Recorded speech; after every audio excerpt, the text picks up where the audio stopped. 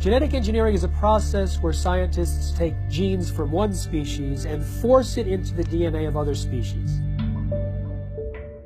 Every single independent study conducted on the impact of genetically modified food shows that it damages organs, it causes infertility, it causes immune system failure, it causes holes in the GI tract, it causes multiple organ system failure. The whole concept of genetically modified organisms is throwing a monkey wrench in the life on this planet.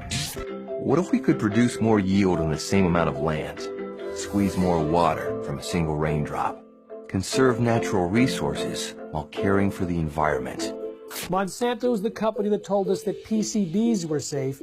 They told us that Agent Orange was safe. They told us that DDT was safe, and now they're in charge of telling us if their own genetically modified foods are safe. The reason why we have 170 million acres of genetically engineered corn and soybeans and cotton and canola oil and sugar beets in the United States is because it doesn't have to be labeled.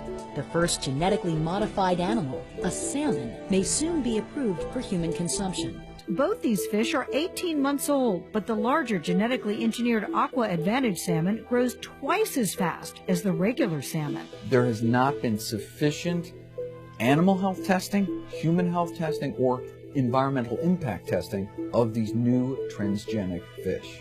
Basically, they've taken agriculture and built an industrial model which doesn't fit nature. So instead of changing their agricultural model to accommodate what is natural, they're changing nature to accommodate the industrial model. If you have an organic corn crop that sits next to a genetically engineered corn field, and it happens to tassel at the same time, and it happens to be downwind, you're going to get your crop contaminated. The rest of the food supply is contaminated. Then the genie is out of the bottle, and it's maybe physically impossible to turn the situation around. In the genetic engineering revolution, these seeds are now patented property of one corporation called Monsanto.